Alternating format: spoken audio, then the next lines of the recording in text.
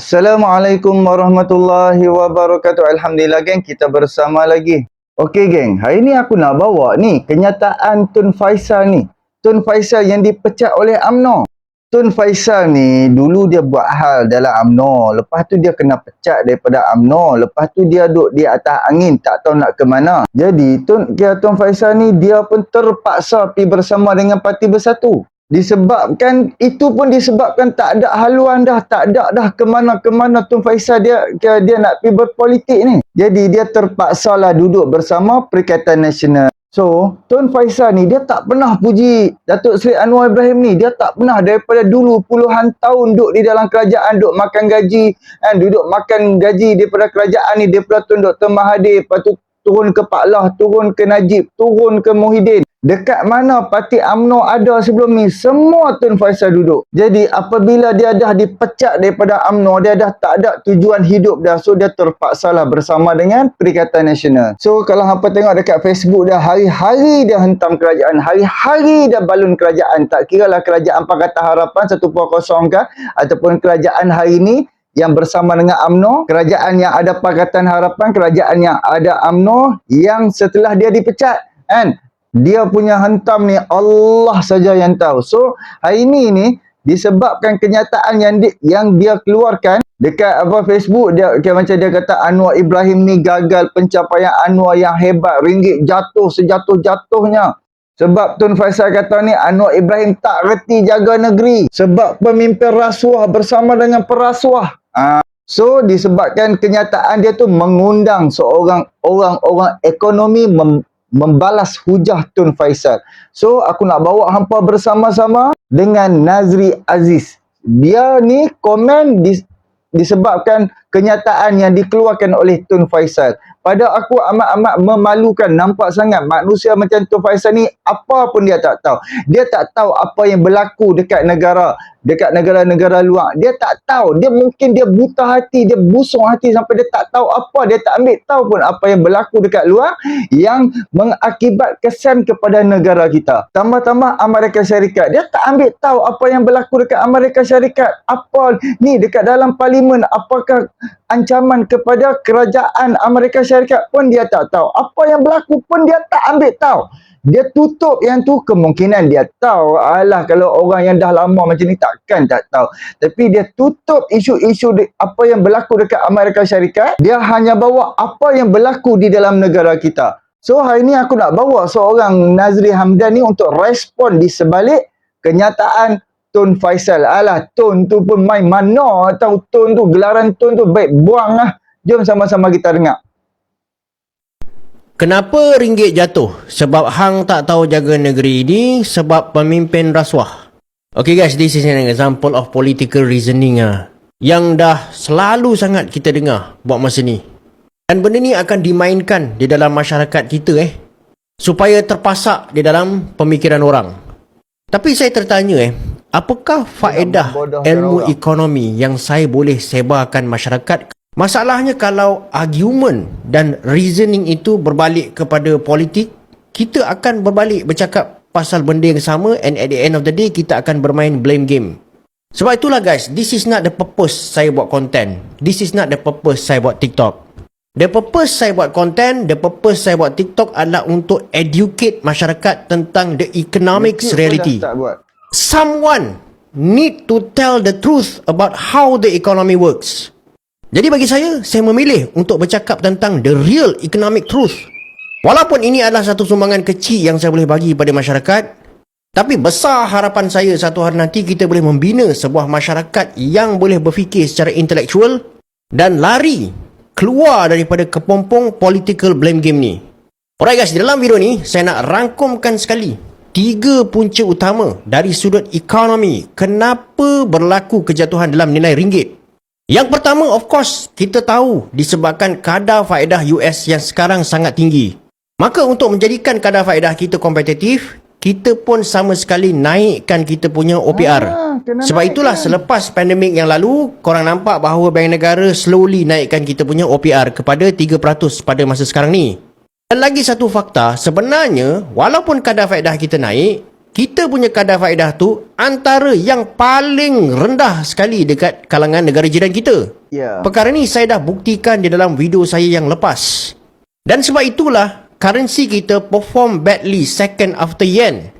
Manakala negara-negara jiran kita berjaya minimize the impact sebab kadar faedah mereka lebih tinggi daripada kita.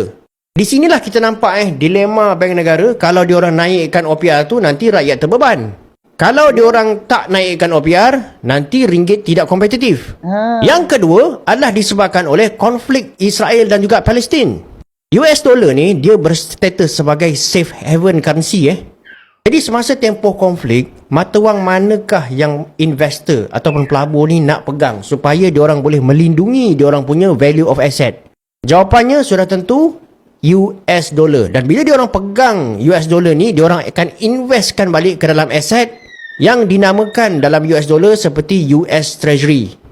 Yang ketiga pula, dia adalah disebabkan oleh kelembapan ekonomi China yang sekarang ni sedang bergelut bukan sahaja di atas masalah deflasi, akan tetapi masalah real estate juga. Apabila ekonomi negara China slow down, maka diorang pun kurang untuk mengimport barangan daripada Malaysia dan ini akan menyebabkan permintaan terhadap ringgit ni akan drop. Ya. Dan seterusnya akan memberikan kesan kepada nilai ringgit itu. Jadi buat masa sekarang ni, apa yang kita nampak, nilai ringgit itu telah pun dipengaruhi oleh external factor yang sebenarnya di luar kawalan kita. Jadi guys, saya harap korang dapat sesuatu daripada video ni dan saya harap korang dapat belajar tentang the real economic factors. Dapat belajar. Kenapa nilai ringgit sekarang ni severely affected in the market. Kalau korang belajar sesuatu, jangan lupa bagi saya satu like dan juga sharekan video ni. Jadi geng, hampa faham tak? Apa-apa yang berlaku dekat US dollar, dekat Amerika Syarikat memang memberi kesan kepada satu dunia ni. Kepada negara-negara yang menggunakan, yang bersandarkan dengan US dollar. Jadi, kepada orang-orang, cuba hampa tengok bawah-bawah ni ada satu status. Dah lah, kereta pun bini yang beli. Rumah sewa pun bini yang bayar. Makanan juga minuman pun bini yang beli. Tahu-tahu suami duk kalut dengan mata wang jatuh. Faham tak? Sedangkan bini pun suami pun kerja tak apa-apa lagi. Yang tu adalah ayat yang disindir oleh Rani Kulub. Jadi itulah orang kata, sebelum kita nak bercakap, fikir dulu, ambil tahu dulu sebab nanti kebodohan kita tu, orang akan gelak dengan kebodohan kita tu. Jadi, apa yang berlaku sekarang ni, kalau Amerika Syarikat batuk, dia sesama, satu dunia akan terkesan. Dan sekarang ni pun, ekonomi China pun problem. Dan baru-baru ni, China pun dia terpaksa pump 22 bilion US dollar untuk nak selamatkan mata wang dia tau. Sebab kita pun tahu China dengan mata wang dia, sebabnya puncanya yang China dia terpaksa top up untuk nak backup dia punya mata wang sebab US dollar makin mengukuh. Jadi kita yang tak tahu apa ni, kita dah ubat kepala tahu, malulah dekat orang.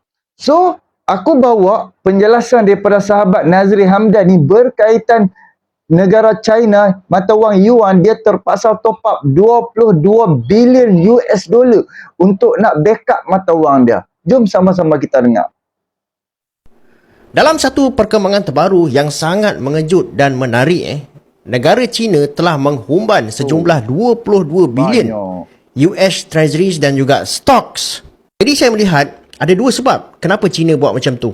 Yang pertama adalah sebab diorang nak mempertahankan diorang punya currency ataupun mata wang yuan lah. Dan yang kedua, ini adalah sebahagian daripada agenda BRICS untuk bergerak ke arah de-dollarization. Okey, pertama sekali saya explain dengan korang kenapakah untuk China mempertahankan diorang punya mata wang yuan daripada terus jatuh berbanding US dollar, diorang terpaksa menghumban sejumlah 22 bilion aset dalam bentuk treasury dan stocks ni. Pertama sekali, kita kena faham macam mana mekanisme kadar tukaran antara yuan dan juga US dollar. Untuk pengetahuan korang, satu ketika dulu China telah ikat diorang punya mata wang lah ataupun tambat lah mata wang diorang ni dengan US dollar. Selepas tu diorang bagi floating. Maksudnya kadar tukaran tu boleh berubah-ubah lah. Akan tetapi isunya sekarang ni begini, disebabkan oleh US dollar sekarang ni very very strong kan guys. Jadi ini menyebabkan tekanan pun berlaku ke atas yuan. boleh tengok daripada chart dekat atas ni, bagaimanakah nilai yuan ni dia mula jatuh dengan konsisten sejak bulan Februari yang lepas. Dan sejak kebelakangan ni, kalau korang tengok dekat sini, of course dia semakin jatuh lah sebab US dollar ni dia semakin strong. Okay, sekarang saya explain dengan korang, macam manakah ia membantu China untuk mempertahankan matuang diorang ni daripada terus jatuh. Apabila diorang nak mempertahankan currency diorang ni, diorang kena buat satu benda ni guys, iaitu diorang kena beli balik yuan dengan menggunakan US dollar. Maksudnya diorang beli yuan, diorang jual US dollar. Dengan itu, dia akan berjaya meningkatkan permintaan bagi yuan dan menurunkan permintaan bagi US dollar. Akan tetapi, bila diorang nak buat macam tu, diorang memerlukan dana dalam bentuk US dollar. Jadi, diorang kenalah dapatkan US dollar ni. Macam mana diorang nak dapatkan US dollar? Caranya ialah dengan menghumban ataupun menjual US punya treasuries dan juga stocks. Jadi US dan stocks ni dipegang oleh siapa guys? Dia dipegang oleh bank-bank dekat dalam China yang dikawal oleh kerajaan dia orang lah. Jadi bila diorang cakap jual, diorang pun jual lah. Apabila diorang jual, diorang akan dapat dana tu dalam bentuk US dollar, betul tak? Daripada dana US dollar ni, diorang jual lah US dollar tu. Diorang dapatkan balik yuan. Dalam forex, inilah yang kita panggil sebagai intervention. Yang kedua pula, ini sebenarnya pun adalah salah satu agenda daripada negara-negara BRICS ni untuk lari dan keluar daripada sistem petrodolar ni. Sebab itulah gerakan untuk menjual aset-aset dalam bentuk US dollar ni bukan saja China yang buat, tetapi dia juga dibuat oleh negara-negara BRICS. Secara total, pada tahun 2023, negara-negara BRICS ni telah pun menjual sebanyak 123 bilion aset yang denominated di dalam US dollar. Seperti bonds, treasury dan juga US punya stocks. Jadi kalau korang perasan, apa yang negara kita buat pun, dia sebenarnya selari dengan apa yang negara-negara BRICS ni buat Apatah lagi sekarang ni US dollar sangat strong lah. Diorang punya interest rate ataupun kadar faedah diorang tinggi. Lepas tu diorang ni pula safe haven currency. Bila perang, diorang punya permintaan terhadap US dollar tinggi. Itu adalah antara sebab lah kenapa US dollar menjadi sangat kukuh pada tahun ni. Okay guys, korang belajar sesuatu tak daripada video ni? Jangan lupa bagi saya satu like dan juga sharekan video ni guys. Jadi itulah aku nak pesan dekat Tun Faizal. Kalau hang tak tahu, hang jangan duk buat kepala tahu. Satgi orang tahu kata hang tak tahu. Amat-amat memalukan apabila orang menjawab hujah-hujah hang. Dan bukan semata-matanya ringgit Malaysia je problem. Dan satu dunia problem. Dia berbeza dengan Singapura. Singapura dia tak bersandarkan dengan mata wang US dollar, mata wang negara-negara lain. Tak. Dia ni yang mungkin aku dah buat satu video menceritakan soal Singapura dollar. Amat berbeza dengan ringgit. Sebab itulah Singapura dollar dia ni memang tak terkesan pun dengan US dollar. Walaupun US dollar jatuh, walaupun US dollar mengukuh kuat macam sekarang, dia tidak memberi kesan kepada Singapura dollar. Jadi, nak abang pergi dekat Tun Faizal, sistem yang dibuat oleh Singapura, dia tak ada pimpinan macam UMNO dulu ataupun Barisan Nasional dulu, tak ada. Dan pimpinan-pimpinan dulu pun tak terfikir pun dia nak buat de-dollarization apa ni, yang Anwar Ibrahim duk tengok usaha buat ni. Lepas tu, zaman dulu, zaman hang ada di dalam kerajaan, tak ada pun usaha untuk nak berdagang sesama negara-negara jiran ni tanpa menggunakan US dollar. Pasal apa? Zaman hang tak buat seperti mana yang diusahakan oleh kerajaan hari ni. Jadi itulah, hang nak blame seseorang, hang nak hantam orang seseorang, gunalah fakta, janganlah menggunakan nafsu. Sebab hampa ni keterlaluan. Sebab apa? Sebab kejayaan kerajaan hari ni tidak berpihak kepada hampa. Cuba hang tengok Tun Faizal, tiba-tiba Anwar Ibrahim lantik hang menjadi penasihat Perdana Menteri. Ataupun lantik hang menjadi ni, duduk di dalam Kementerian Kewangan yang hang duk agung kata hang pernah duduk bawah Mahathir ni, hang pernah duduk bawah Najib ni, hang pernah duduk di bawah Mae ni, hang pernah duduk santu, hang pernah jadi tu, hang pernah jadi macam-macam. Hang tak payah sembang tak ada pun kejayaan. Hanya semata-mata hipokrit, sembang besar, hasil apa pun tak ada. Hutang negara makin naik.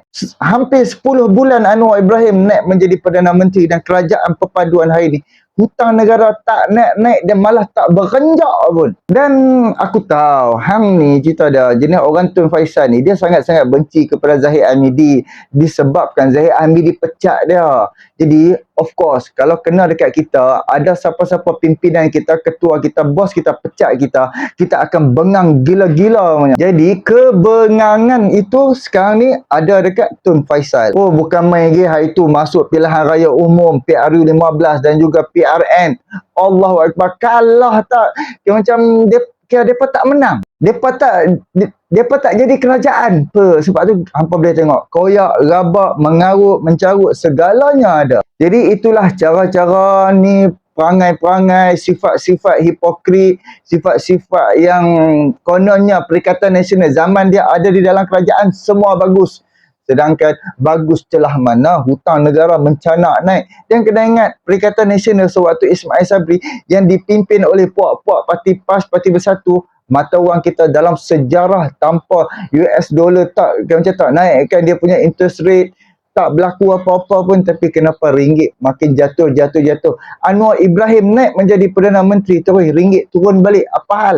Dan sekarang ni apa hak berlaku? Konflik yang berlaku dekat Amerika Syarikat berlaku di zaman Anwar Ibrahim. Dan apabila Amerika Syarikat memerlukan duit, inilah kesan dia kepada rakyat seluruh negara. Bukan semata-mata Malaysia, satu dunia yang mana yang menggunakan US dollar semua akan terkesan. So inilah perkongsian aku. Boleh tolong subscribe, like, komen dan share. Jangan jadi perangai macam Tun Faisal dan pimpinan-pimpinan Perikatan Nasional yang sangat-sangat hipokrit. Macam-macam kalau kita nak kata. Tapi itulah, jom aku akan sambung, aku akan sediakan, aku akan tunjuk video hampa respon rakyat terhadap ucapan kenyataan Hadi Awang untuk video yang akan datang. Terima kasih banyak. Subscribe, like, komen dan share. Tak maaf, Assalamualaikum.